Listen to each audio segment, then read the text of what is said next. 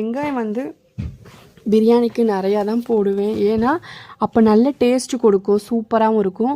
வெங்காயத்தை நல்லா ஃபஸ்ட்டு வதக்கி விட்டுக்கணும்.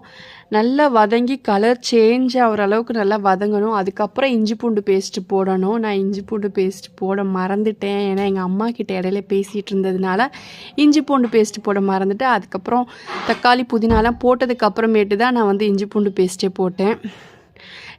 நீங்கள் வந்துட்டு ஃபஸ்ட்டு இஞ்சி பூண்டு பேஸ்ட்டு போட்டதுக்கப்புறம் அந்த ஸ்மெல்லாம் போனதுக்கப்புறம் தான் அடுத்தடுத்து போடணும். அப்போ இன்னும் சூப்பராக இருக்கும். ஆனால் நல்லா செம்மையாக தான் இருந்துச்சு. எப்படி போட்டாலுமே சூப்பராக தான் வந்துச்சு. அதோடு வந்துட்டு நல்லா வதக்கி விட்டுட்டு தக்காளியும் போட்டுக்கோங்க. தக்காளியும் நல்லா போட்டு வதக்கிக்கோங்க. நான் இன்றைக்கி பிரியாணி செய்கிற ஐடியாவே இல்லை.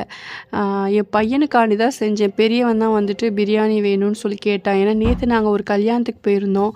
அவனுக்கு தெரியாமல் தான் கல்யாணத்துக்கு போயிருந்தோம். அவனை ஸ்கூலுக்கு அமுச்சு விட்டுட்டு பிள்ளைக்கு இன்றைக்கி வந்து பிரியாணி செஞ்சு கொடுத்துக்கலான்னு சொல்லி ஐடியாவில் தான் போனது. அவன் போயிட்டு வந்த உடனே பிரியாணி, அவனுக்கு கல்யாணத்துக்கு போயிட்டு வந்து தெரிஞ்சோடனே எனக்கு பிரியாணி இல்லையான்னு சொல்லி கேட்டு தொல்லை பண்ணிகிட்டு இருந்தான். அதோட இன்றைக்கி ஃப்ரைடே நமக்கு பிரியாணி செஞ்சுருவோமேன்னு சொல்லிட்டு தான் பிரியாணி செஞ்சேன். அடுத்தடுத்து தக்காளி வதங்கினதுக்கப்புறம் புதினா கொத்தமல்லியும் போட்டு நல்லா வதக்கி விட்டுக்கோங்க. நல்லா வதங்கி வரட்டும். மெயினாக நம்ம வதக்குறதுல தான் அது டேஸ்ட்டு. நல்லா வதக்கி விட்டுக்குவோம்.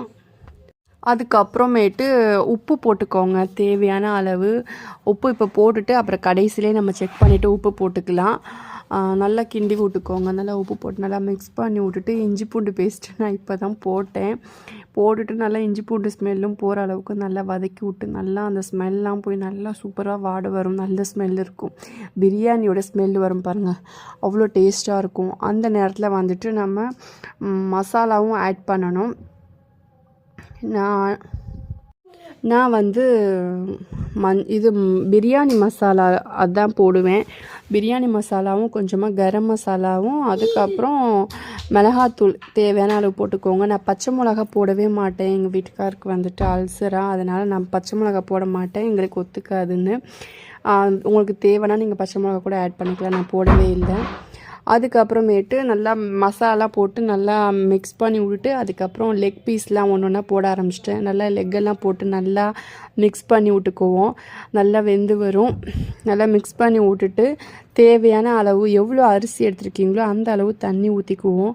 தண்ணி ஊற்றிட்டு அதை நல்லா கொதி வரட்டும். கொதி வந்ததுக்கப்புறம் தான் அரிசி போடணும். நான் அரிசி அந்த டைமில் தான் கழுவி ஊரெல்லாம் வைக்க மாட்டேன். கழுவி அதை அப்படியே தண்ணியை வடிகட்டி அப்படியே வச்சுருவேன். நல்லா கொதி வந்ததுக்கப்புறம் இப்போ நான் அரிசி எடுத்து போட்டுக்கிட்டேன். அரிசியை நானாக கேமராவை பிடிச்சி போடுறதுனால கையில் தான் அப்படியே கொட்டவும் மாட்டேன். இல்லை தண்ணி இருக்கிற தண்ணியில் எக்ஸ்ட்ரா போயிடும்ல, அதனால் கையில்